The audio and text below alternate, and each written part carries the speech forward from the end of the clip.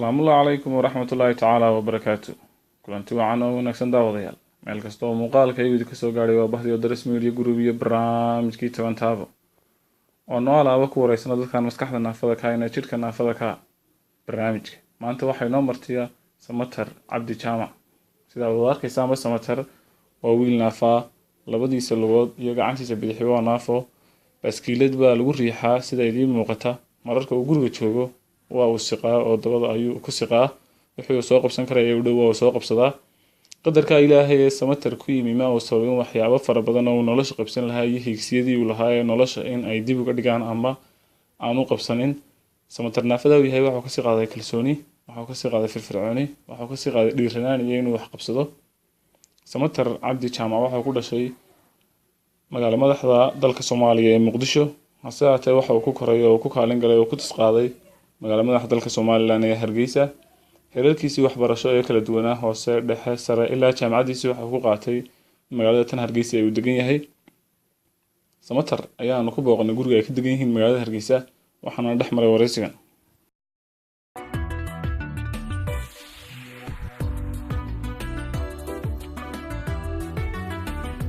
Bismillahir Rahmanir Rahim magacaygu waa Samatar Cabdi Jaamac ku nool magaalada Hargeysa kuna soo barbaaray oo dugsigeedii waxbarashadeedii waxa ku soo qaatay isla Hargeysa ilaa jaamacadii aan ka qalin jabinayay sanadkii 2013 2014 hadda 2015 ayaa shaqo aan dawladda ka bilaabay ilaa haddana aan wadaa inkastoonan dee aanan meesha goobta shaqada aanan tegin haddana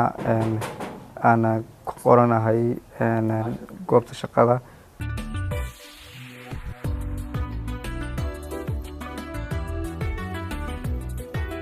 dabcan hal maalina umaan tegin oo igmanay odhan iyagu kaalaya aduu kaalay igumay odhan anna dee kharash aan ku tago oon dee intii hore waxaan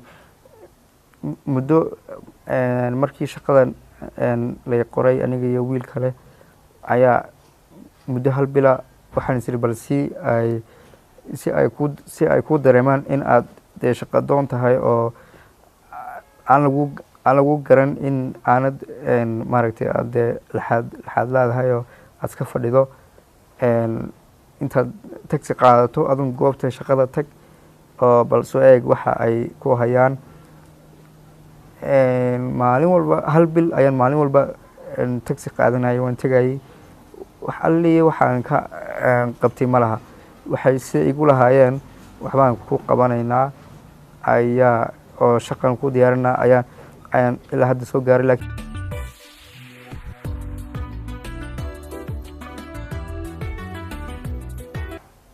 inkastoona dee hadda aanan shaqeyn haddana goobtaas shaqada ee meesha goobta immigrationka Somaliland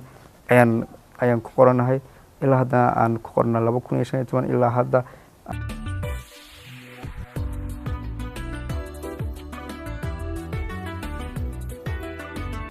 waxaa ii qaatay wasiirkii hore arrimaha gudaha mudane Ali Maxamed Warcade oo aan isaga horta dee markii hore uu ii qaatay wuxuu igu yiri adiga iyo wiilka kale shaqa laydin siinaya anaa wasaaraddeeda idin qaatay dee halkaasaan ka shaqeynaysaan sidiina dee waxay markii dambe wuxuu igu qoray waaxda socdaalka ayuu isagu igu qoray oo wuxuu igu yiri markii dambe waaxda socdaalka la xiriir iyagaa shaqadii ku haya kuna diyaariyeen iyagii markaan u tegayna waxay igu yiraahdeen shaqaan ku diyaarina weli aalankana waxaa ka mahaya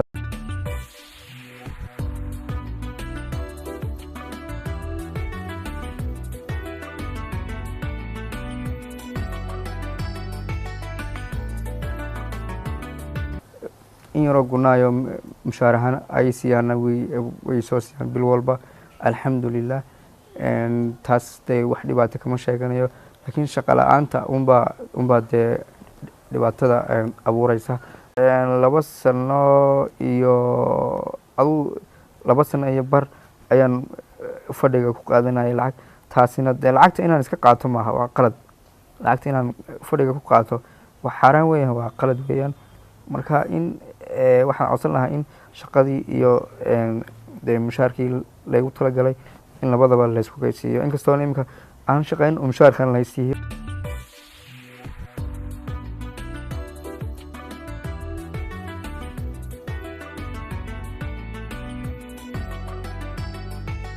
maya horta runtii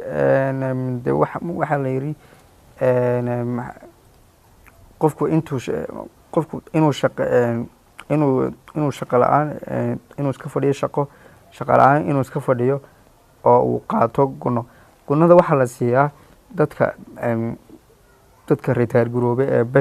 waxaa loo yaqaano pensionka la siiyo. anigu run ahaantii ma yihi qof de retire garoobay oo de marka pensionka waxaa la siiyaa dadka retire garoobay ee aan shaqada qabsan karin. marka waxaa la siinayaa dadka noocaasa. marka anigu de mar retire garoobay ninka dhalinyarada ahaya ee doonaya inuu shaqaysto, inaan shaqa la-aan iska fadhiyo guriga oo aan mushahar ku qaato, taasna macquul maaha, imana anfacayso. waxa aan rabay in aan aniga iyo anoo shaqeynaya aan mushaarkaygana dee toos u helo. marka haddii ay suurtagal tahay in waxaan codsan lahaa in shaqadii iyo mushaharkii la qaadanayay in la iswaafajiyo, oo isla markaana dee meeshii laygu qoray awal ama meel kaloo dee ka haboonaan lahayd haddii aanay meeshani meel laga shaqeeya ahayn, in shaqadii dib dee laygu ballan qaaday in sideedii lay siiyo oo dee aan aniga oo shaqeynaya mushaharkana aan qaato. waayo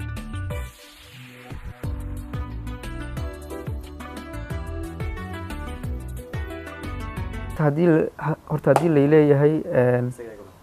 layleeyahay dee qof naafaaba tahay sidanoo ma shaqeyn karaysidoo ma iman karaysidoo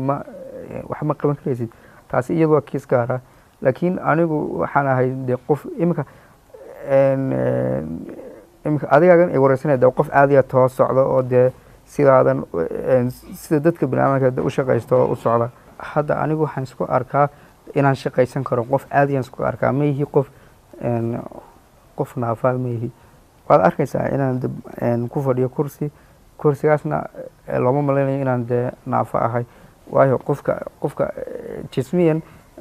runtii naafo waan ahay jismiyan, laakiin maskaxda iyo caqliga iyo garahadka ilaahay ii dheliyey ima siinin inaan shaqo tegi waayo, inaan wax baran waayo, inaan wax qabsan waayo. ilaahay imuu siinin. ilaahay wuxuu siiyey caqli iyo maskax iyo garaad aan wax ku kala garto, wax ku qabsado, wax ku maamusho. marka taas ayaan codsan lahaa in dee maaragtay in arintaydaas in la ii tixgeliyo oo dee shaqadii laygu ballan qaaday ee laygu yiri waa lagu siinayaa ee aanan weli hadda haynin, oo bes mushaar keliya ka soo qaata meesha aan ku qoranahay. waxaa laleeyahay wax kale aan ka haya ma laha.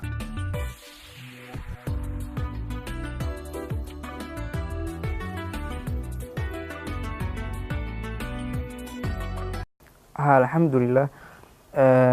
horta marka hore dee bulshada si maaragtay sida dadka kale ay ila dhaqmaan, oo inkastoo dee ay iga naxariis badan yihiin bulshada inta kale dadka, haddana way soo dhaweeyaan markasta. waan wada faraxsannahay. aniga si gaaray ay xanaaneeyaan oo ii soo dhaweeyaan. dadka kale way iga xigaan, oo dee maanta haddaan u baahdo in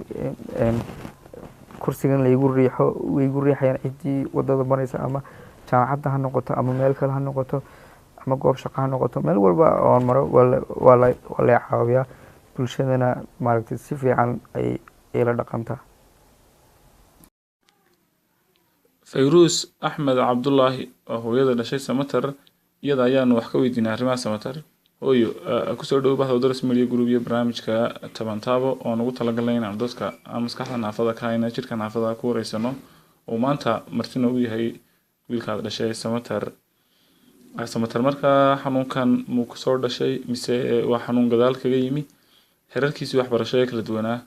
haddii aad wax nooga sheegto waayi samatar iyo waayi saatan kaaga waramo xanuunka inuu ku dhashay in kala ma kala garanayo markuu isagoo 40kii ku jira baan arkay inuu dee xanuunsanayo markaa dhakhtar baanu geynay dhakhtarkiina wax uu ka qaban waayay kadib xamar baanu deganayna waan soo qaxnay halkan aan nimid halkan markaan nimidna dee dhakhtar baa muu jirin meel dhakhtaroo la geeyaaba ma jirin markaa kadib handicapkan yara geyn jiray handicapkiina waxbaan ka fahmi waayay waan iska daayay bas waxaan go'aansaday inaan wax baro oon guriga wax ku baro gurigan wax ugu dhigdhigi jiray markii dambena iskuul baan geeyey baaskiil baan ku qaaday baaskiil baan u sameeyey baaskiilkan ku kaxayn jiray iskuulkii dugsigii hoose markuu ka baxay dugsi sare uu galay dugsigii sarena sidii buu kaga baxay haddana jaamacaddii buu iyadana galay jaamacaddiina sidii buu kaga baxay marka jaamacadda kolley rajada kusoo korisayo qofka naafada noqday oo familygii iyo rajada kusoo korisayo carruurta kale kolley waad uga sii nugley way kaga dhib badnaaba dee marka markii aad wax soo bartay ilaa dugsi sare kasoo baxay ilaa jaamacad kasoo baxay rajadii aad sugayseen iyo bidhaantii isla goobtii shaqada iyo qalinjibintii ayuu ku helay markaa rajo noocyo kale haddana wallaahi maalintaa farxad aad u weyn baan dareemay markii dee la yidhi shaqa la siiyey waxaan isiri tacabkaagu muu khasaarin oo dee adiga maanta shaqa baad ku guulaysatay baan isiri haddana markii dambe wallaahi maaha shaqana cajabisaba maaha marka maxaa talo caqabadu maxay tahay mar haddii la qaatay shaqadii la geliyey oo liiskii dawladda galay maxaad u aragteen caqabadu inay tahay caqabad waxaan u aragnay dee inuu laxadliyidiisa un ay tahay wax kaloo caqabada ma arko marka maxaad imika codsanaysaa haddii uu muuqaalkan gaari lahaa mas-uuliyiinta laanta socdaalka ama mas-uuliyiinta xukuumadda ee dawladda dee waxaan codsan lahaa in la siiyo shaqo caadiya uu ka shaqeeyo uu qofkii moral baabuu helayaaba haddii uu shaqo tago haddii laakiin sidiisii dee guriga u jooga un la yidhaaha guriga u joog ninkii markaa waxbarashadiisii iyo tacabkiisii waxa ma tarayaan ya iyo dee socodkii faraha badnaaba iyo xiiqii aan soo xiiqayba waxba aniga faa'iida ima leh